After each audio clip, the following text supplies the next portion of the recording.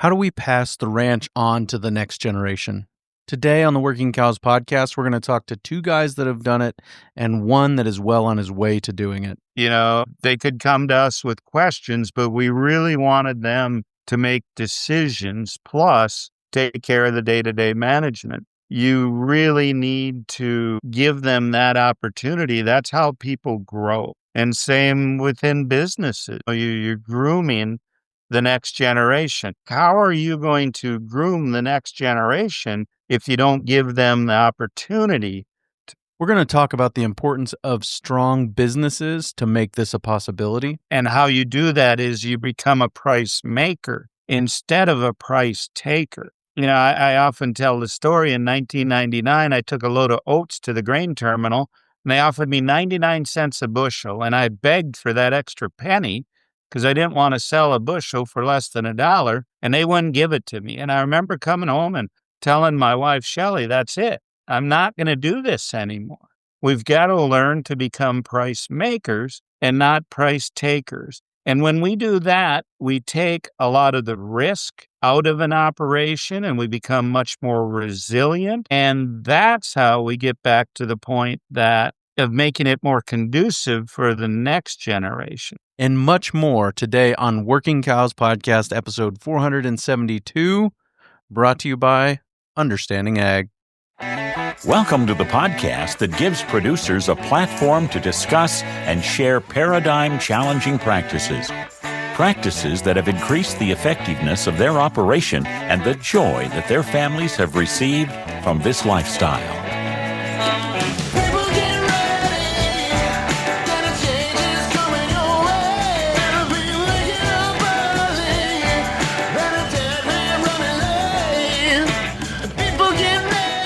Howdy, everybody. It's Clay Conry, host of the Working Cows podcast, recorded exclusively in the Understanding Ag studios.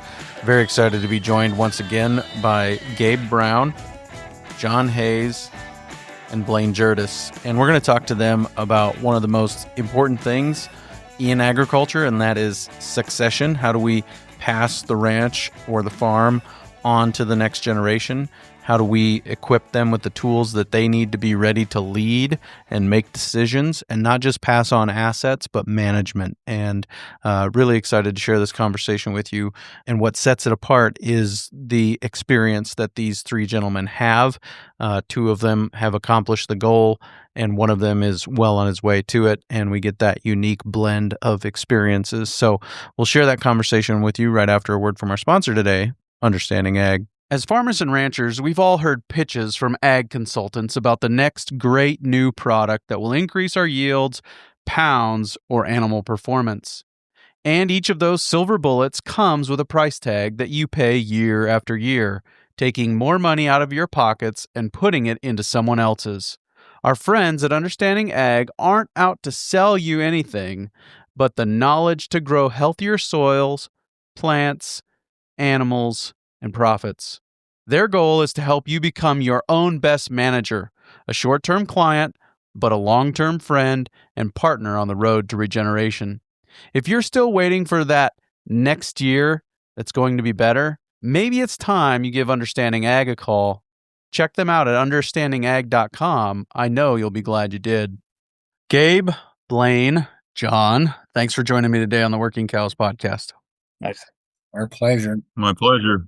Really looking forward to this conversation. I think that one of the things that has stood out to me through this partnership with Understanding Ag is the number of consultants that I've talked to at Understanding Ag that have gotten a good jump on or successfully transitioned the ranch to the next generation, the farm, the ranch.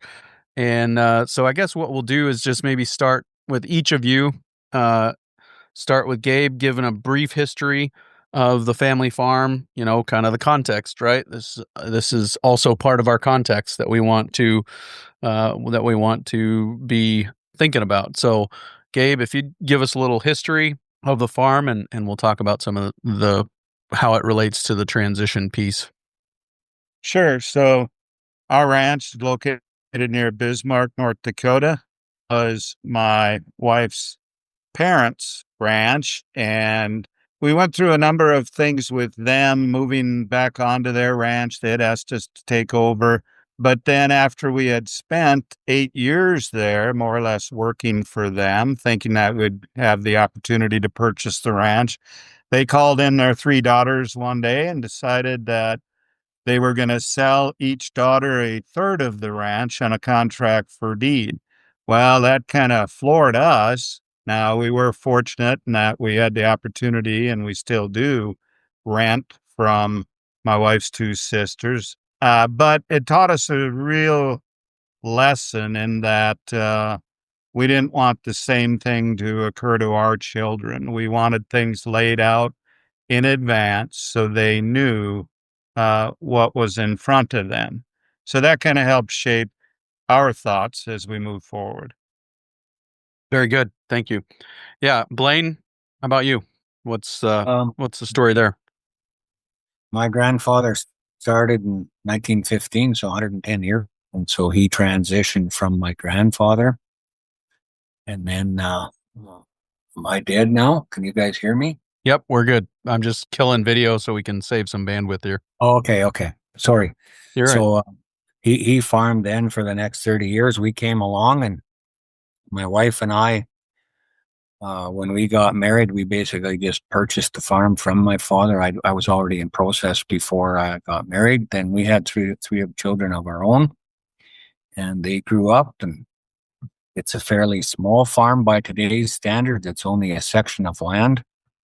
When we were, 15, 20 years ago, when we started to think about retirement, we thought, well, we'll likely just have an auction sale, sell the thing, and we will have a reasonably comfortable retirement. All of our children went away to get educated. And about, I think it was 6 years after our oldest son had lived and worked in Vancouver and got a degree there from Simon Fraser University, he returned to the farm with a young lady who'd never been on a farm before, he was going to marry her. And they asked if they could start farming. So that certainly changed how we approach things. So I can get more into that, but let John have a go first. And yeah, go ahead, John. Yep. Okay. Yeah, we're located here in west central Indiana, about 30 miles west of Indianapolis.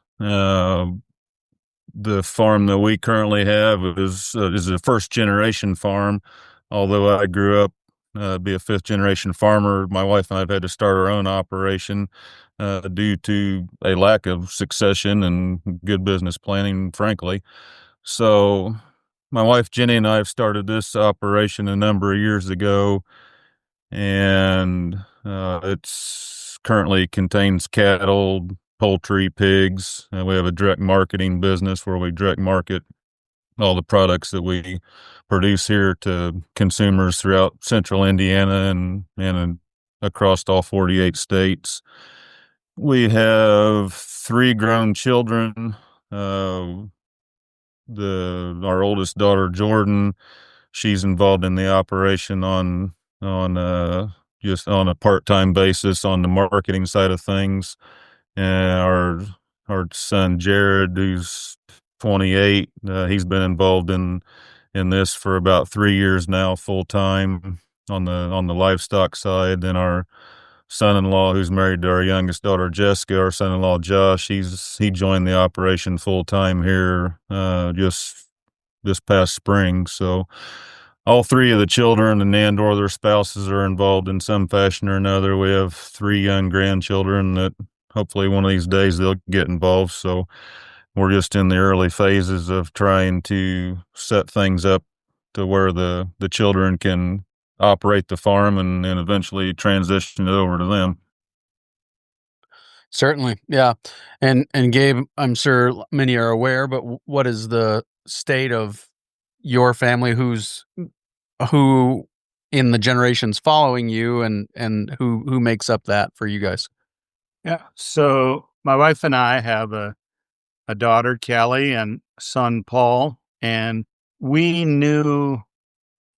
was younger that he'd want to take over the ranch. That's the only thing he talked about. And we fought with him to get him to go off to university. And he said, why? I know I'm just going to come back and ranch anyway. But I forced him to because I thought he needed to get away from home and grow up a little bit, so to speak. And so he went off and got 2 degrees. And it was then when he was 19, away at the university, that we set up uh, our plan for succession. And, all of us on this call practice regenerative agriculture. We think it's imperative that regenerative also means, succession of your farm or ranch to the next generation, whether that be a family member or not. So when we called him and his sister Kelly in, and our daughter Kelly is married and lives in Fargo, a couple children. She was not interested in the farm. Now, if she would have been, we would have set something up just a little bit differently so both children could have become involved. But what we set up is called an income earning living trust. And at that time, when Paul was 19, we transferred ownership of the land into this trust. So the trust owns the land for as long as both or one of us is alive. Okay. But we set it up so Paul is both the executor of the trust and he's the beneficiary of the trust. And so that gave Paul the guarantee. He knew if he was going to come back to the ranch, that eventually, when we passed, that ranch would be his. Now, I want to say something before we get too far down this road. People are going to say, well, boy, if you're giving land today, more or less, or to only one of your children, that's not fair to the other children. Well, our belief is that fair is not equal. It doesn't have to be equal. So what we did at that time, we took out life insurance policies, both my wife and I, on ourselves, and we made our daughter the beneficiary of them. So when we pass, she will get the proceeds from the life insurance, plus we own a house in town. We put that in a trust, but it's not an income earning. As long as we're alive, we can live in this house. But if we move out, then the house and property goes to her. And she also gets any of our other off-farm investments. Now, that still doesn't near equal what the value of the ranch is, but we have to remember, Paul has spent his, a good part of his adult life helping to build that ranch. And so just the property is in the income earning living trust, which he'll get. We did set up a contract on the cattle and equipment, and we waited until he was 30 years old. When he was in college, I promised him when he's 30, he could take over management. And I would transition off the farm, and he would be the manager and proprietor of the ranch. And I kept that promise in that when he was 30, then that gave us, gave him 11 years to learn the ropes, so to speak, and to learn management under my tutelage. And then we transitioned it to him. So that's the plan we put in place, Clay. Sure. Yeah. And I guess just keep going down the line, Blain. You've kind of alluded to this already, but how, is there anything else to say there as far as how the transition happened? I guess, Clay, when our oldest son gave us that news, well, then we said, well, what about the other two? How do we do this? And so then we had a kind of a holistic management facilitation thing happen. We hired an outside person to come in, and we had a weekend retreat, and we had all of our children there. And what we wanted to know was that, do any of them think that any time in the future they would like to farm? And the other two basically told us at that time that no, they did not. Our daughter, she thought as long as she could come back and visit the farm once in a while, that will fulfill her needs. And our middle son was involved in agriculture, and he didn't think he really wanted to ever run a farm. So that made our planning a little bit simpler. We just had to work with our oldest son. And so he bought a little bit of land to begin with from a neighbor. And then basically they started into the sheep business. We were just running cows on our ranch or farm. And so they started with sheep, and he's expanded quite a lot. And then over the last number of years, we have, I guess I should say that myself and my son are not the best communicators. So there was no sense of urgency to do this, which is probably a mistake. But we eventually got to the point where we were thinking that, we should probably move off the farm. And so what we did is we used a wildlife easement on our land. So that gave us a significant amount of cash. It tied up the land for him in one respect, but as long as he continues to ranch, it makes absolutely no difference, because it just has to stay in grass and be managed as grass. And that gave us enough cash to basically buy a retirement home for cash. And we still own a small part of the farm. We still have a few cows that our son looks after. And at some point in the fairly near future, he will hopefully will purchase the last bit of land. For whether he gets a loan or however he does it will be up to him. But that's basically how we dealt with it, by using an easement. Now, I didn't say at the beginning, I live in Canada, so the rules on how things happen here are considerably different than the trust that you have in the United States. Can you give me an example? Well, I don't understand how income trusts work. We don't have that type of mechanism that I'm aware of here. Sure. I would have to set it up formally as a corporation, and that becomes it doesn't work as well for transferring. I see. Sure. Gotcha. John, and I think maybe you're unique in this conversation. Sounds like you've got 3 children already involved and interested in continuing involvement. So whereas it sounds to me, if I understand correctly, Gabe and Blain both had only one child interested in continuing involvement. So have you guys started to think about who's going to have what role going forward, John? We've started on that, but we're still very much in the phase of figuring out what everybody's role is, getting them comfortable in those roles, and taking care of different enterprises, learning how to manage the business.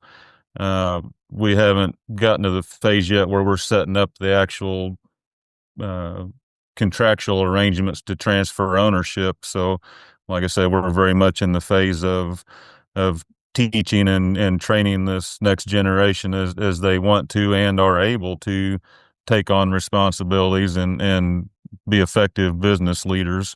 So that's the phase that we're in right now. Sure. And yeah, so there's no nobody concretely that has taken those positions or yet kind of direction on who that will be necessarily. It's going to be a process going forward, right? Correct. Yeah, and I see it being a combination of several people involved in the ownership down the road. We'll set up the land in a different business it's already set up in a different business than the operating business. So, the land ownership can be transferred in a different way than the operating business could be. Yeah, sure. And so if I understand correctly, did the farm go from one owner operator and eventually it'll be transitioned to multiple, do you think, in the future? Yeah, in some fashion. And like I said, we just don't have a clear roadmap on that yet. Right. But I mean, I think that's a challenge to most people's way of thinking, in that many operations there's not room. So I think that the structure of the business, the stacking of enterprises and all those things are a big part of how you're able to do that, I would assume. Is that right? Yeah. Yeah. And I envision it looking something like a business that has, can have multiple owners, say a board of directors, for example, that are owners that have participation of the business at some point in time. Sure. Gabe, do you feel like that was the right amount of time up till Paul was 30? I mean, and obviously we're never done raising children, from what I hear. My oldest is 17, but do you feel like that was the right amount of time to have him kind of under your wing, or would you do anything different in that process? I feel it was in our case because Paul doesn't know anything else other than regenerative agriculture, and he's been by my side the whole way. Now, I did over time, once he got back from the university, I allowed him to make more and more of the decisions.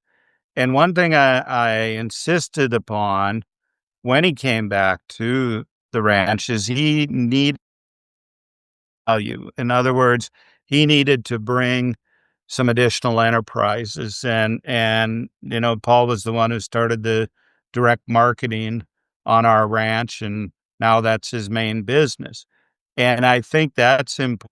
Children come back, they need to look, for one thing, they're helping to increase revenue and net profit so that they can pay their own way, so to speak. The other thing, though, is, and more importantly, I think it teaches them business skills and sense. You know, if I had to do one thing differently with Paul, I would not have forced him to go to university.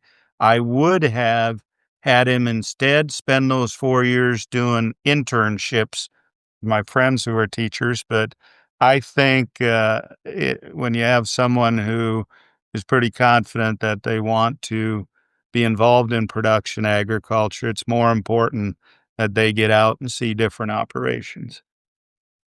Yeah, yeah. I was that was on my list of questions to ask. Is would you send him to university again? So, No, uh, I think we all know what Paul Brown majored in. Yeah, for sure. enough said. Yep, gotcha. Yep. Uh, Blain, how has the transition been going? What are some of the things that have stood out to you? Lessons learned, maybe things that you would say, "Hey, think about doing this differently," or how has it been going? I would say it's been, it's going well. I guess I would encourage people to start today because it won't go quick. It's difficult for us as farmers to separate family from business, but I guess in our journey, we were having quite a few difficulties in the 90s. They weren't very kind decade to the way I was farming. And I got exposed to the holistic management movement back in that time frame. And that totally, regenerative agriculture is another way of saying that. That totally changed things for me. All of a sudden, within a couple of years, it was a totally different farm. And I believe to this day that my son would have never returned to the farm if we would have continued in the old ways. So I think it's quite powerful when we start down a more regenerative approach. And he did his university in marine biology, which is a somewhat unusual occupation for a farmer. But, biology is the study of life. And I think he recognized that, what we were doing now with the regenerative type agriculture is that we were creating more life. And so both him and his wife, they understood that instantly. And then they started into sheep, which gave them their own independent enterprise. They started very small, and he's got up to a flock of 300 now. So he's getting very good at it. And so, I think I guess all I would say is that, to the listeners out there is get talking. You can never start early enough. I guess in the work that I do with Understanding Ag, we're doing private consulting. The first thing they may have called us out for a soil health consultation. That's what they've identified as the issue.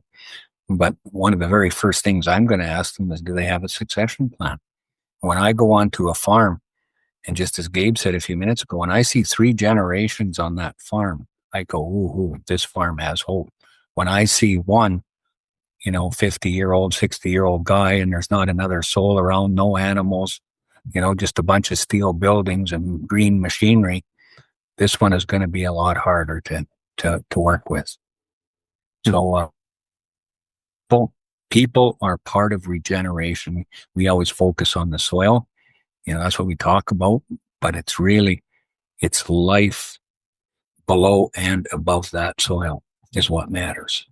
Let's take a quick break and hear a word from our sponsor today, Understanding Ag. Are rising input costs keeping you up at night? At Understanding Ag, they help producers like you save money and build resilience through regenerative agriculture. Their team of experienced farmers and ranchers will show you how to reduce reliance on costly fertilizers, pesticides, and feed by working with nature, not against it. With proven regenerative practices, you can improve soil health, boost water retention, and increase your land's productivity while cutting expenses. From grazing plans to cover cropping to full system redesigns, they tailor solutions to your land and your goals. Let them help you make the transition from input-intensive, conventional, to profit-enhancing regenerative agriculture. Visit understandingag.com and take the first step toward a more profitable and sustainable future. Yeah, for sure. So I think that is kind of the interesting piece to me is how do we make these businesses attractive for the next generation to come back to? And I think that, in Gabe, in your case, Paul had it in his blood. I didn't. I wasn't the one that wanted to be involved in agriculture from an early age. And so it kind of got back into my blood and I got involved on a selective basis. But do you think that like you said, all Paul knew was regenerative agriculture? Is that part of what made it attractive to him, do you think, Gabe? Well, to some degree, and I told the story before on your podcast, Clay, how Paul's graduating class at high school, there was about 50 approximately of his fellow students were from a farm or a ranch. And today, to our only one who is actively farming or ranching.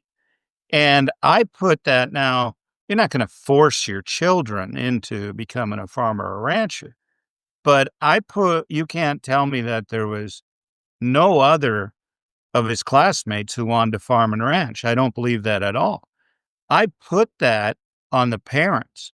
The parents didn't make it conducive. Instead, they treated their children like free ranch hands, and worked them 14 hours a day. And what did they do?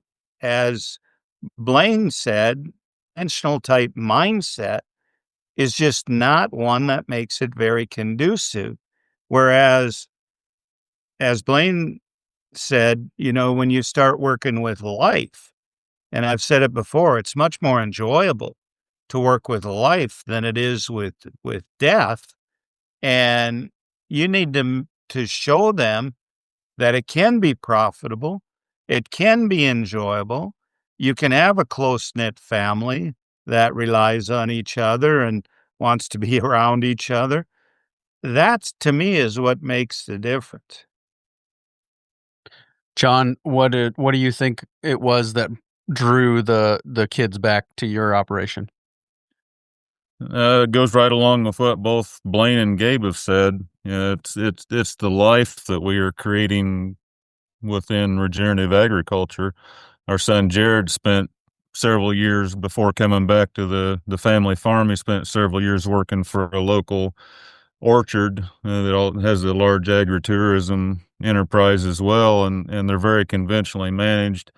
And one of his job was doing all the chemical applications. You talk to him about all the things they were trying to manage and kill on a daily basis with pesticides, and they realized what that could potentially do to his health, and the lack of life in that business, and saw what we were trying to accomplish and do here on the family operation, and that's certainly what drew him back to this operation was the drastic contrast between life on this operation and death on the other operation, and not trying to pick on anyone. Agriculture is obviously very much focused on what can we kill, and we're focused on trying to keep everything alive that we can, and have a healthy ecosystem, and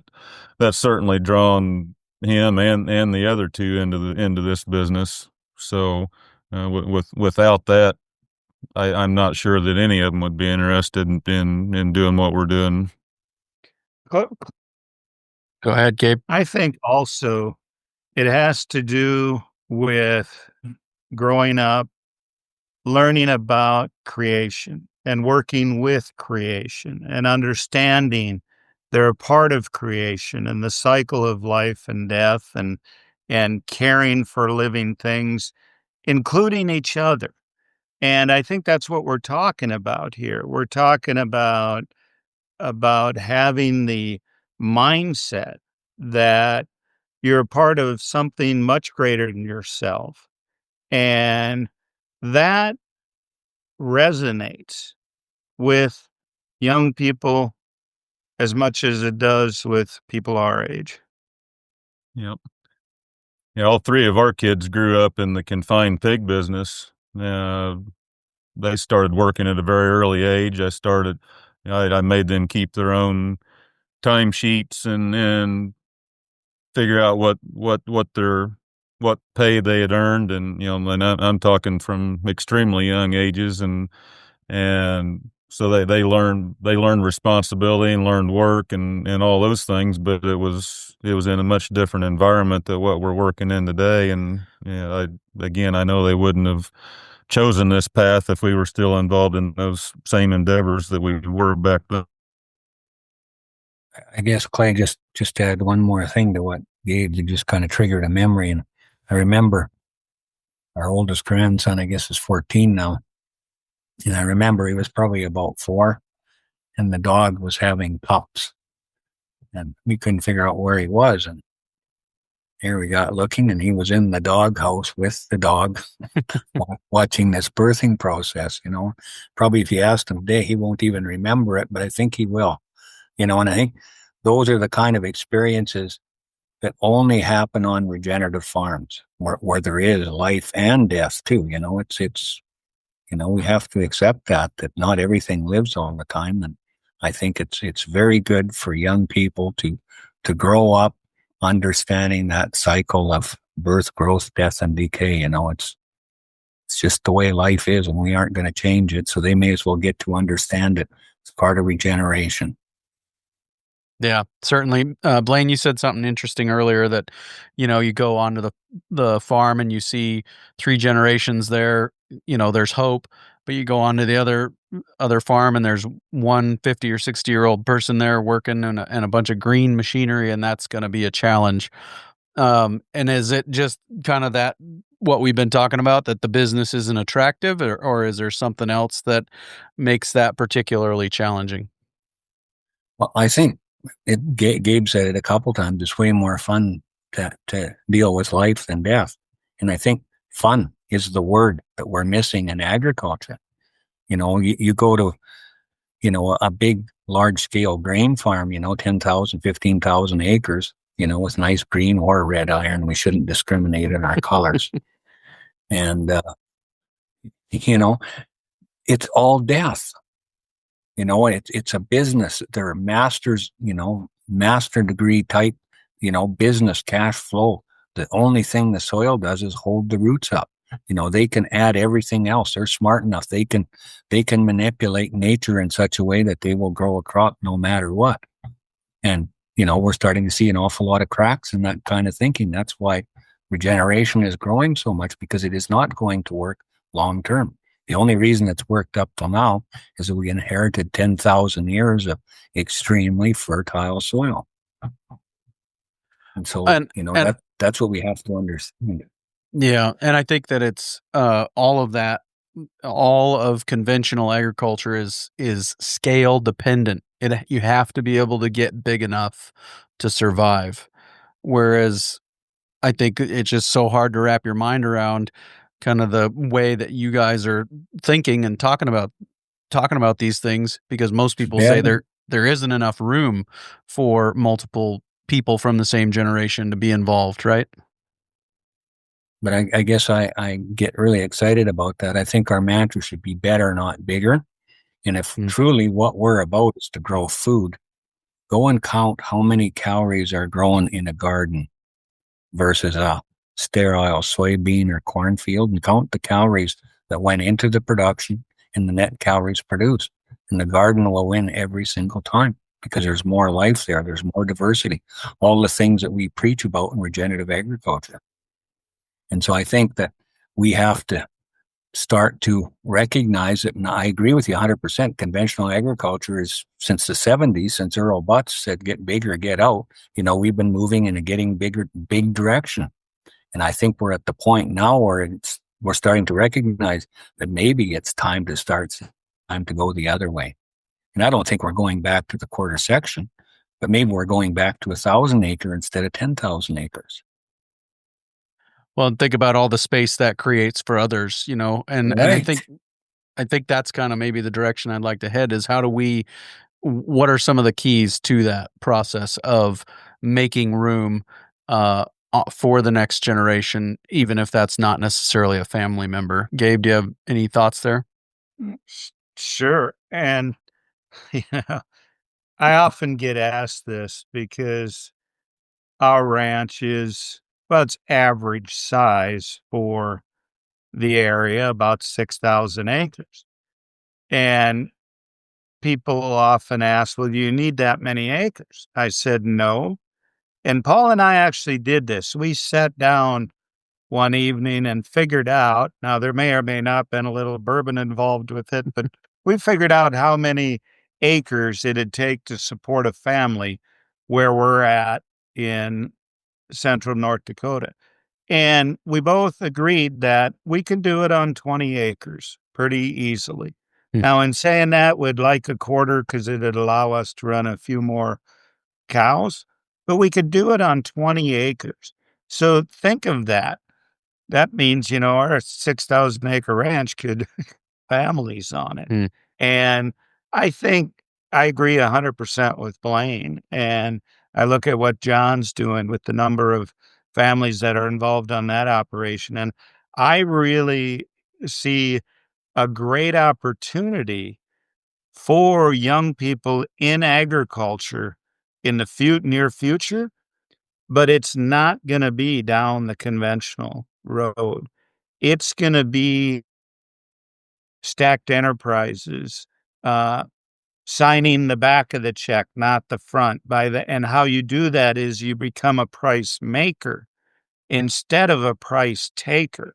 I mean, you look at all the people screaming right now because China wasn't buying soybeans up until last week. And, and they're basing their whole livelihood on, they're really out of their control.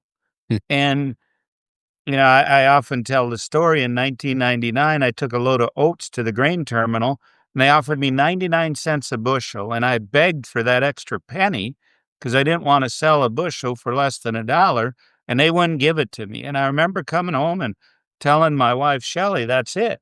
I'm not going to do this anymore. We've got to learn to become price makers and not price takers. And when we do that, we take a lot of the risk out of an operation and we become much more resilient. And that's how we get back to the point of making it more conducive for the next generation to get involved. What would a 20-acre farm near Bismarck look like? I'm guessing there's not a lot of big black cows involved in this equation. Not a lot. There'd be a milk cow or two and one or two beef animals at the most, one probably. But what it's going to be the smaller animals, a lot of broilers and laying hens and, vegetables. There'd be orchards involved and perennials. And there'd definitely be bees involved. Honey is one of our most lucrative enterprises. So there's just a myriad of opportunities. There probably would be also some, you know, enterprises that have to do with on-farm tours, wedding venues, things like that. Pumpkin patch, corn maze, things like that. There's so many possibilities. We could talk for an hour on them. Yeah, for sure. But I do think that is the key going forward, is making these businesses profitable without having to have the only answer be just extreme amounts of scale, right? And I think that is probably what sets these apart. John, what are your thoughts regarding that? Yeah, as I sit here and listen to the conversation, I'm reminded back to when I was in high school. I knew a couple of dairy farmers that had just recently retired. They retired off of an 80-acre farm, and they raised a family on an 80 here in West Central Indiana. There's I can only think of one dairy left here in this area, and they're not doing it on that scale any longer. It takes, I know I have a number of friends and neighbors that are grain farming 2,000 to 5,000 acres and only supporting one or two families on that. One of my neighbors told me here recently that's farming several thousand acres. I won't make a dime this year unless I get a check from the government. And creating that opportunity for whether it's family or non-family to come back into the business is so important here in rural America. And again, that's what we're doing right here. Our operation's very small by most people's standards. We're managing just under 500 acres of land and supporting several families off of that. And we wouldn't be doing it, one, if we weren't involved in regenerative agriculture, and two, if we weren't direct marketing and like Gabe said, being a price maker instead of a price taker. So, being able to capture more of that food dollar and generate jobs for people in various capacities to participate in this and not have to leave and go find an off-farm job is what's creating this opportunity to bring people back into rural America and then into our individual family business here. So I think that there's an opportunity coming in agriculture. You can look at all kinds of different indicators, right? The age of the average farmer, all these different things, just are stacked up to say we're about to see a big transition of land.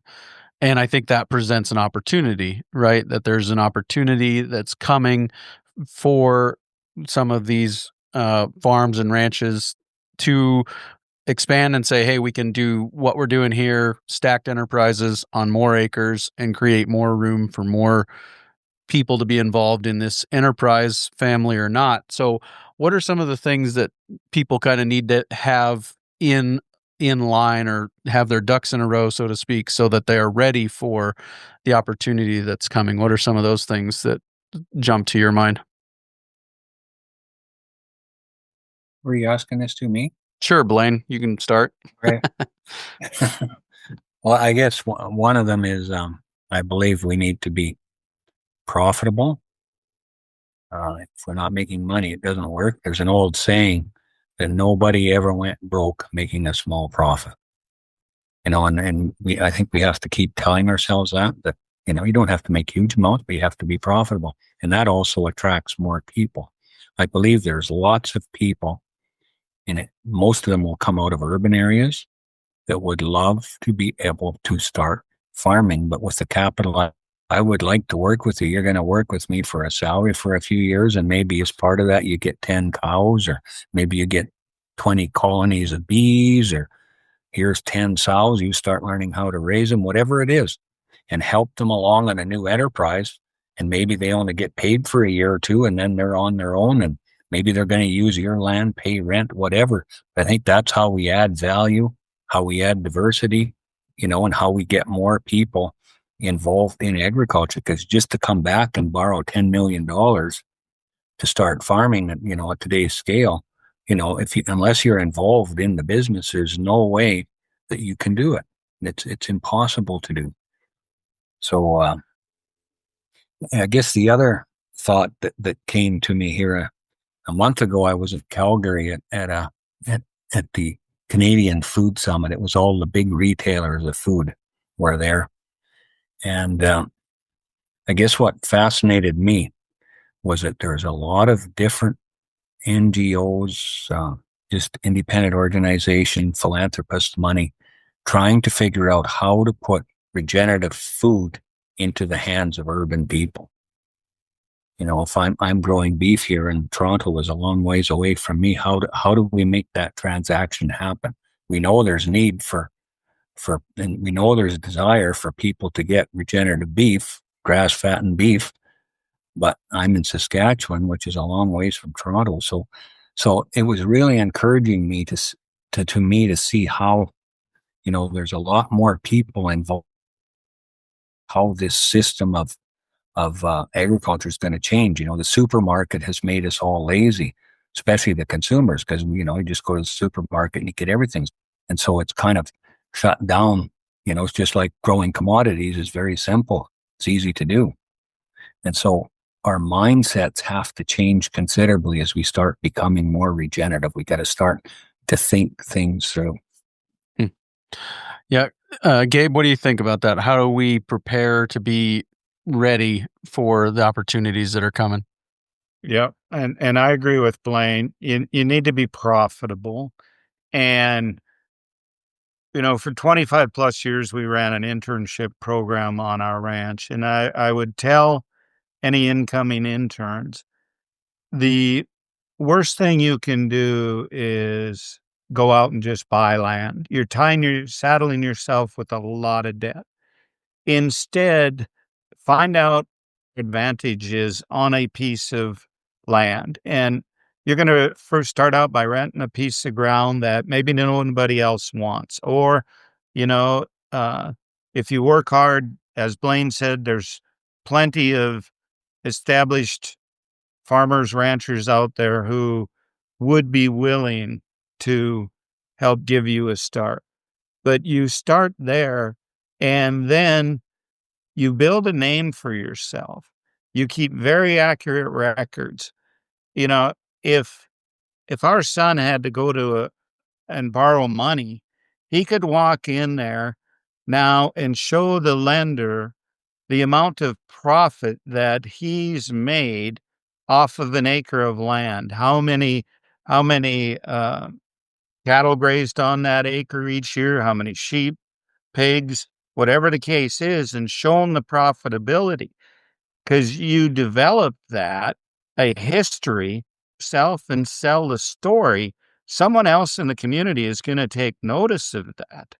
And then you need to realize, and Blain touched on a really good point, that our urban cousins, as I call them, they want to source nutrient-dense, regeneratively grown and raised products.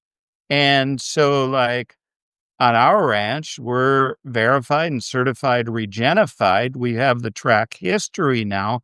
Paul's developed that and kept it going so that anyone who inquires as to the products, he can back that up. He not only has the story, he has the data behind it. And so these young people start now, you don't just get that overnight. You need to earn it and build it, but you got to keep very accurate records, and you need to show potential lender or investor that you are profitable. And you don't have to go to a bank. There's plenty of individuals who, as Blain said, hey, You work for me and I'll let you run an enterprise and you can grow into it.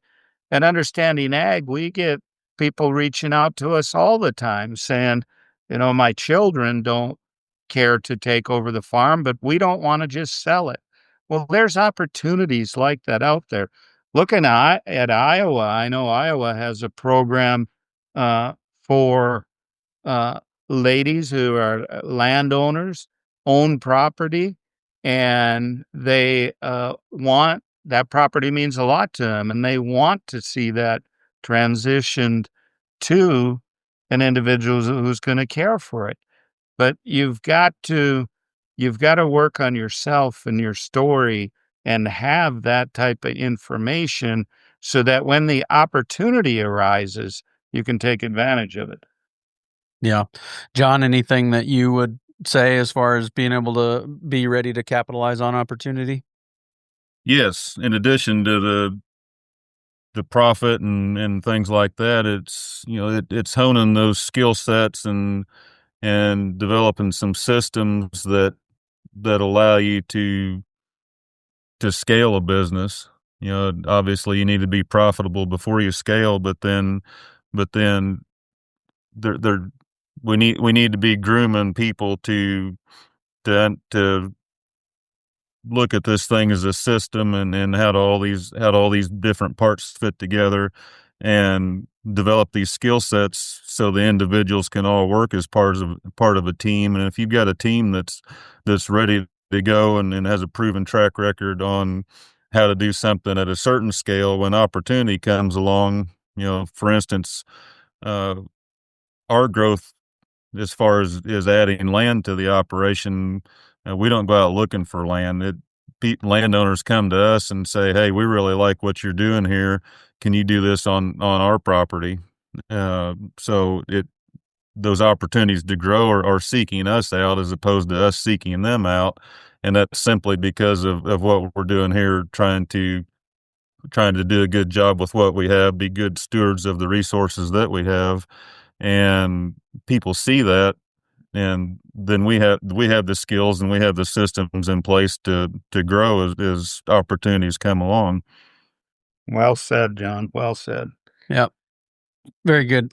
Did you have something else, Gabe? No. Okay. Let's shift gears and talk a little bit about managing people, because I think that's part of it, right? You've got to have those relationships with the next generation, if it is family or not, but you've got to be able to manage people, and that's part of being a business owner is you've got to be able to manage people. So let's talk about some of those skills necessary to manage people so that the relationships are strong, so that people are interested in coming back, or you can attract those people, from outside the family that are interested in being a part of it. Do you guys, uh, Gabe, we'll start with you. Do you have any thoughts on that? Sure. And I think above all else, you need to treat people like you want to be treated. You need to be patient and kind. Yet you need to allow them the opportunity to make some mistakes. You have to, John said, groom them, so to speak. And when we ran our internship program, after the interns were there a month or so, we assigned each intern a different enterprise for a 2-week period, and they were responsible for that enterprise. And, you know, we they could come to us with questions, but we really wanted them to make decisions plus take care of the day-to-day management. You really need to uh, give them that opportunity. That's how people grow. And same within businesses, you're grooming the next generation. I've served on a lot of boards of directors over the years, Clay, and one thing that frustrated me is when you'd have a 75-year-old retired farmer who is still on the local co-op board, and here you've got 35 and 40-year-olds that really should have those positions, but that out of respect for the elderly farmer, they don't they don't vote him off the board. And it's like, how are you going to groom the next generation if you don't give them the opportunity to lead. Yeah, very good. John, any thoughts there as far as managing people and being able to have that attractive culture, I guess, would be kind of what we're talking about here? Yes, that could almost be a podcast within itself, I think. But I guess there's a number of ways to start there. But I think everybody needs to understand. And if it's a family business, you always have the family dynamics involved. I've been involved in several other businesses where my family's not involved in, and it's different to run those kind of business than it is to run a family business, very much so. Yeah, and you can't totally separate that, but you still have to treat it like a business, because at the end of the day, the business is what's providing good for each and every one of us. So we need to all be aligned on the same page in what we're trying to accomplish, and understand the intent that we're all trying to move in the same direction. And hopefully that will make some of the things easier to work through as those things arise. One of my goals has always been in business, and certainly in this one here as well, is to work myself out of a job. So if I'm going to work myself out of a job, what do I need to do? I need to teach everybody else how to do my job. And once I teach them how to do it, and give them the opportunity to do that, provide them the tools that they need and the freedom that they need to do that, then all I have to do is sit back and start coaching and watch things develop. Obviously they're going to make mistakes, and you want to make sure that you've given them enough rope to make some mistakes, but not enough rope to hang themselves with it. So, just taking this in incremental steps, and coaching people along the way, and watching them grow and develop into managers and into leaders is what it's going to take here. Yeah. Blain, and that's kind of the next line of questioning I'd like to go on is what are some of the first things that you would let go of, from a management perspective, managing people, letting go, letting them have their own authority over a certain realm. What are some of the first things you'd let go of? And then what are maybe some of the last things you'd let go of? Well, I guess the first thing that I think we all need to do is listen. The good Lord gave us one mouth and two ears for a reason. That we're supposed to listen twice as much as we talk. I think it's a skill that sometimes when we're the boss, we don't maybe listen enough.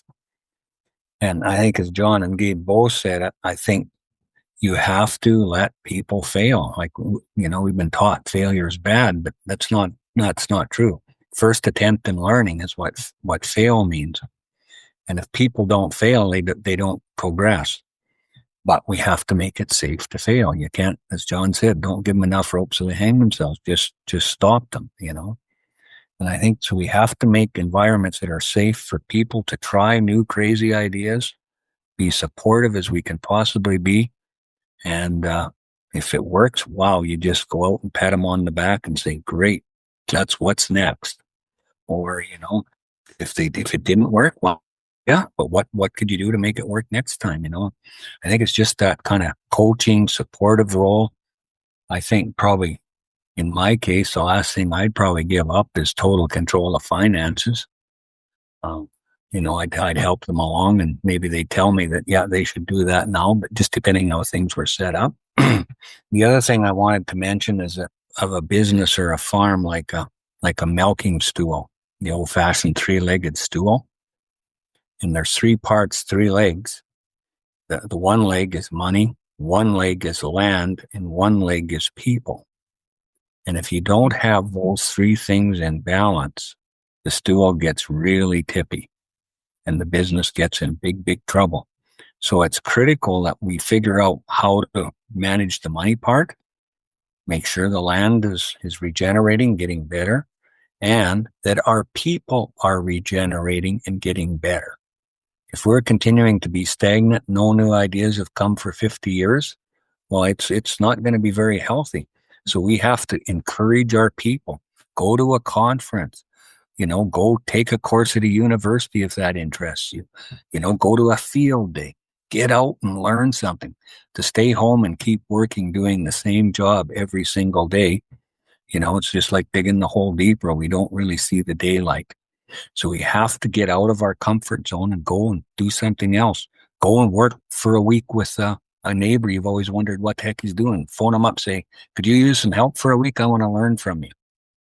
And those are the kind of opportunities that we need to be pushing, whether it's our children or whether it's, employees or young people we want to attract to the farm. Those are the kind of things that I think we need to help them grow. So as John says, we want to work ourselves out of work.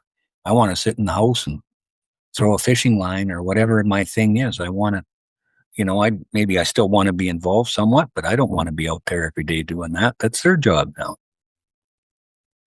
Yeah. Gabe, what do you think about that? What are some of the first things you let go of? What are some of the last things you let go of? Yeah, the first thing I let go of was picking rocks. Lifting railroad ties.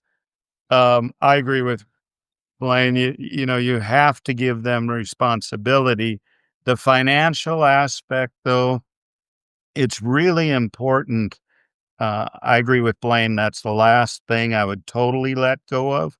But in saying that, you have to allow them the opportunity to have a small enterprise by themselves, fail, maybe there's nothing wrong at all if they lose some money at it, as long as it's small. It's a learning opportunity because that's going to teach them business sense. And this day and age, farmers are very, very good at production, but let's be honest, they're not very good marketers. And the majority, if it wasn't for government subsidies, they wouldn't be very good businessmen or women either, because take those government subsidies away and see how profitable that farm or ranch really is. And so they need to learn the financial aspect of it. I just really encourage everyone listening to this, Clay, to start on that succession plan now. Don't wait. Don't think just because you're 35 years old, oh, that can wait. Unfortunately, accidents happen. And I've mentioned this story before, but I think it's really fitting here. Last spring, we had a call from two young brothers who they were in their early 30s, and they were excited to learn more about regenerative agriculture. They said, we've been wanting to learn about this for some time, but we couldn't. We finally have the opportunity. And I said, oh, did your father turn the farm over to you? They said, no, Granddad passed away. And so we finally have the opportunity. Granddad was 92 years old. So in other words, think of that. These two young guys, their father never had the opportunity to run that farm. It skipped a whole generation. And now, because they were not groomed and taught responsibility, financial responsibility, they're starting from square one, from zero. And so it behooves every farmer, rancher out there to start the process, start that succession plan now, start working and grooming that next generation. Yeah, very good. So I think kind of as we point towards wrapping up, I'd like each of you to answer this question. And a lot of times when I've been a part of these conversations, we're talking to younger people and we're trying to help them and give them the tools to start the conversation from their side. How do we start this conversation?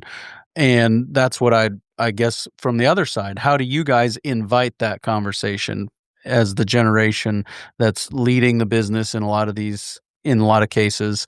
How would you go about inviting that conversation, getting it started, and then, kind of steps along the way? So John, if you want to start, and then we'll let the other guys have a crack at it too. Sure. Yeah. It has to start, at least for me, it has to start with, what do you want? I can't force you to do something you don't want to do. So if you want to be involved in this operation, what do you want out of it? What are your goals? What are your ambitions? And then if they align with my goals and ambitions, they align with the goals and ambitions of the operation, then we have a point to start at, but it certainly has to start with what do you want out of it. So if we're going to transition something from our management or our leadership to someone else's, we need to be thinking of just taking on very much a coaching role, and we're not necessarily actively involved in doing all the different jobs in the business, but more of a coaching position, much like I'm not such a big football fan as what I used to be. I still enjoy the sport for what the sport is, but, uh, the coach isn't the one out there on the field playing it, but he's the one back there giving all the players the tools they need to do their jobs to be successful. So I think we need to be looking at business transition very much the same way. Yeah, very good. Blain, how do you think about that? How do you invite the conversation? What have been some of the ways that you've encouraged other people to do that? I don't know if I have anything specific other than, I guess, listen again is, be welcoming. I guess if you have the opportunity, talk, when you're talking with city cousins, uncles, whatever, or just, friends in the city, just, if you hear of any young people that are interested in agriculture, give me a call or send me a text or something. And, just those kind of sort of welcoming words. And I think we have to recognize that I'm sure, these young people from an urban background, especially, are going to be almost terrified to, first of all, be out of the city and be out of cellular range in some cases. And, almost fearful, agoraphobia, I guess, of the wide open spaces that we think are normal. So we have to, almost hold them by the hand at the beginning. And in some cases, I think we just need to be aware of that and be as welcoming as we can be. And, what John just said, once they kind of understand what we're about, is this going to fit with you? And if it isn't, well, that's great. Maybe the guy down the road is the better fit, and just, that's I think all I can add, Clay. Sure. Yeah. Gabe, how do you think about that? What would you go, or how would you go about inviting that conversation or encourage other people to? I work with farm family, ranch family who's talking about transitioning, you know, talking about their operation. Obviously, they mostly hire us, as Blain said, learn more about regenerative agriculture, soil health, but succession is a big part of that. And so I try to talk to, if there's multiple generations involved, really like to talk to the elders of the family that like to get the wife involved. And, I try and do it one-on-one. So I'm talking to the husband at point in time, talking to the wife, because it amazes me how different the answers may be if both spouses aren't sitting in the same room. But really try and find out listen, as Blain said, what are their wishes? What do they want? Then go talk to the next generation, whether that be a family member or not, and hear both sides of it. And then it's common ground for common good. You start where you can find that common ground. And, you know, I've ran into a number of occasions where the young person or couple think that, well, be given to them if it's owned by their parents. Well, their parents worked their whole life and put a lot of sweat and time, and you know how it is farming or ranching. You're cash poor, but the balance sheet may look better, and so they're relying on that for retirement. Well, you need to come to an understanding, but you find that common ground, and then you work on that common ground piece. And then as everybody agrees on that, then you can move on to the next thing, and the next thing. And by doing that and getting everybody on the same page, it really is not as difficult in most cases as one may think. But you have to start somewhere, and you have to start with the conversation and listening to each other. All right. That's very good. Thank you, guys. And I guess we'll just wrap up by giving each of you an opportunity to say a last word about this subject, some things that maybe we haven't covered today, or other things to think about. Do you have anything along those lines, John? Nothing we haven't already talked about, but yeah, just to recap, I like Gabe's approach there, having that common ground, that where if we can agree on the common ground, we can agree on where we're going, what we're trying to accomplish, then some of our differences should be able to be worked through. So I think that's so important, whether you want to call it strategic intent or common ground or whatever the term you may want to put on it, but being able to realize where we're all heading, what we're trying to accomplish, if we all agree on that, then we should be able to work through all the obstacles that come up along the way and push us further towards that common goal that we have. Blain, any last words? I think the only thing I would say is that I think what I've learned is when working with farms, if the women get involved, it goes much better. Women are the nurturers and carers and regenerators in society. And maybe Mr. Man doesn't quite get it, but after I'm gone, I'm pretty sure if Mrs. got it, she will continue the conversation. Yeah, very good. Gabe? Yeah, that's well said, both Blain and John. I just again encourage everyone, don't put it off. Start now. If you're the older generation, you need to let your way start having the conversation. The younger generation, show some respect, but you need to really get the conversation going. Also, make sure it's in writing, even though it's family members. Don't rely on a handshake or a verbal agreement. It really needs to be in writing this day and age. And don't be afraid to start that conversation. Yes, Dad might not like it initially, but if you bring it up to, as Blain said, to both Mom and Dad, hopefully that'll get the conversation rolling. If there's anything we can help with, reach out to us at Understanding Ag, and we'd be happy to visit with you about it. Yeah. One thing I might add, along with that, is don't be afraid to seek out counsel. There's lots of smart people out here, and lots of people have done it before us. So don't be afraid to go out and seek counsel of whatever kind that might be to get ideas. You may or may not like the idea, but just go out and look for answers. Very good. Gentlemen, thank you for your time today. Thanks, Clay. Pleasure. Thank you. Really appreciate the perspective of those three gentlemen and the experience that they have and their understanding of what it is that it takes to actually get this done. And really, really have enjoyed their being able to share that story with you guys. Coming up next on the Working Cows podcast, we're going to welcome back to the podcast Roger and Betsy Inderland. Roger and Betsy have been on the podcast before talking about their soil health journey, and now we're going to talk to them about their genetics journey. So I look forward to having that conversation with them real soon on another episode of the Working Cows podcast. We invite you to visit workingcows.net to subscribe to the show via iTunes or Stitcher.